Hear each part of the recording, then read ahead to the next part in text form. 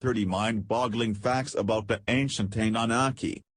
According to numerous ancient texts and books written throughout the years, hundreds of thousands of years ago, before recorded history, planet Earth was visited by astronauts from an alien world. These beings came down to our planet bringing knowledge and technology to primitive man. According to the Oxford Companion to World Mythology, the Anunnaki are the Sumerian deities of the old primordial line. They are chthonic deities of fertility, associated eventually with the underworld, where they became judges. They take their name from the old sky god Anu. In this article, we bring you 30 mind-boggling facts about the ancient Anunnaki. One of the most popular translations for Anunnaki is Sumerian, those who came down from the heavens. Adam in Hebrew stands for man. Adamu is what the Sumerians refer to as first man, the Anunnaki slaves. The Anunnaki come from a massive planet which is called Nibiru. This planet is located in the outermost reaches of our solar system. Nibiru has a 3,600-year elliptical orbit. The Anunnaki came from Nibiru to mine gold on Earth. Nibiru's minerals and resources were depleting, specifically gold. All kinds of dreadful gravitational phenomena are connected with Nibiru, and some even argue that Planet X or Nibiru poses a threat to Earth and that one day it will collide with our planet. Science explains that it might exist, but they just haven't seen it yet. Mythologically speaking, Nibiru is real. According to later Assyrian and Babylonian myth, the Anunnaki were the children of Anu and Ki, brother and sister gods. The Anunnaki appear in the Babylonian creation myth, Enuma Elish. The Anunnaki are mentioned in the Epic of Gilgamesh when Utnapishtim tells the story of the flood. There are 4 primary gods, Anu, Enlil, and Enki. Anu is believed to be the earliest attested sky father deity. In Sumerian religion, he was also king of the gods, lord of the constellations, spirits, and demons, and supreme ruler of the kingdom of heaven. Interestingly, Anu existed in Sumerian cosmogony as a dome that covered the flat earth. Outside of this dome was the primordial body of water known as Namu. Enlil is considered the god of breath, the wind, love and breadth, height and distance.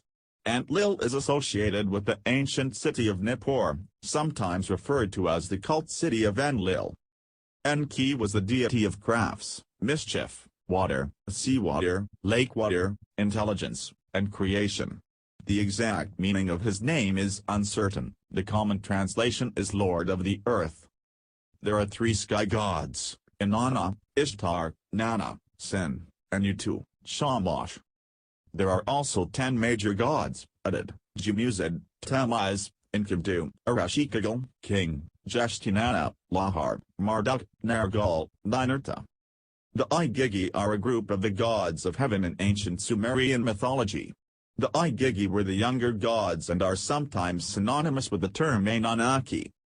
Before humans were created, the Igigi were used by the ancient Anunnaki as their primary labor force. Researchers believe the term Igigi is of Semitic origin and indicates the group of gods in the Mesopotamian pantheon. It is still unclear which ancient gods belonged to the Igigi, but many scholars suggest Marduk, the patron god of the city of Babylon, was one of the Igigi.